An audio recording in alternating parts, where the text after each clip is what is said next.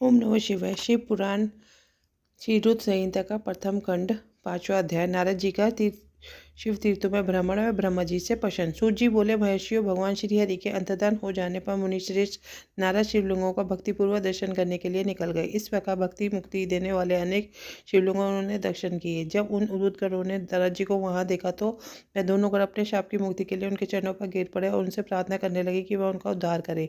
नारद जी मुनि, हम आपके अपराधी हैं। राजकुमारी श्रीमती के स्वयंवर में आपका मन माया से मोहित था। उस समय भगवान शिव की प्रेरणा से आपने हमें शाप दे दिया था। अब आप हमारी जीवन रक्षा का उपाय कीजिए। हमने अपने कर्मों का फल भोग लिया है। कृपा कर हम पर प्रसन्न होकर हमें शाप मुक्त कीजिए। नारद जी ने कहा, हे रुद्रगणों, आप महादेव के गण हैं एवं सभी के लिए आदरणीय है। उस समय भगवान शिव की इच्छा से मेरी बुद्धि भ्रष्ट हो गई थी, इसलिए मोहवश मैंने आपको शाप दे दिया था। आप लोग मेरे इस बात को क्षमा कर दे, परंतु मेरा वचन झूठा नहीं हो सकता, इसलिए मैं आपको शाप से मुक्ति का उपाय बताता हूँ।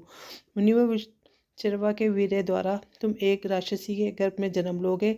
समस्त दिशाओं में रावण और कुंभकर्ण के नाम से प्रसिद्ध पाओगे। राक्षस राज का पद प्राप्त करोगे। तुम बलवान व वैभव से युक्त होगे। तुम्हारा प्रताप सभी लोकों में फैलेगा। समस्त ब्रह्मांड के राजा होकर भी भगवान शिव के परम भक्तों में होगे।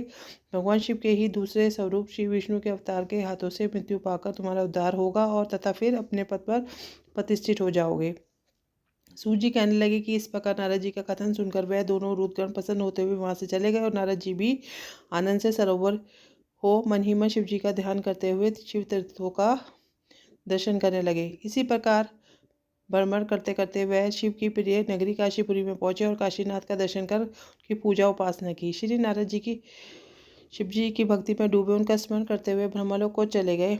वहां पहुंचकर उन्होंने ब्रह्मा जी को आदरपूर्वक नमस्कार किया और उनकी स्तुति करने लगे। उस समय उनका हृदय शुद्ध हो चुका था और उनके हृदय में शिव जी के प्रति भक्ति भावना ही थी और कुछ नहीं। नारद जी बोले, पितामह, आप तो ब्रह्मा परमात्मा के स्वरूप को अच्छी प्रकार से जानते हो। आपकी कृपा से मैंने भगवान विष्णु के महात्म्य का ज्ञान प्राप्त किया है एवं भक्ति मार्ग, ज्ञान मार्ग, तपो मार्ग, दान मार्ग तथा 3 मार्ग के बारे में जाना है, परंतु मैं शिव तत्व के ज्ञान को अभी तक नहीं जान पाया हूँ। मैं उनकी पूजा विधि को भी नहीं जानता हूँ, अतः अब मैं उनके बारे में सभी कुछ जानना चाहता हूँ। मैं भगवान शिव के विभिन्न चरित्रों तथा उनके स्वरूप तथा वह सृष्टि के आरंभ में मध्य में किस रूप में थे, उनकी लीलाएं कैसी होती है, प्रलय काल में भगवान शिव कहाँ निवास करते हैं, उनका विवाह तथा उनके पुत्र कार्तिकेय के जन्म आदि की कथाएं मैं आपके श्रीमुख से सुनना चाहता हूँ। भगवान शिव कैसे प्रसन्न होते हैं और प्रसन्न होने पर क्या क्या प्रदान करते हैं, इस संपूर्ण वृत्तांत को मुझे बताने की कृपा करें। अपने पुत्र नारद जी की ये बात सुनकर पितामह ब्रह्मा बहुत प्रसन्न हुए। इसी के साथ श्री रुद्र संहिता का प्रथम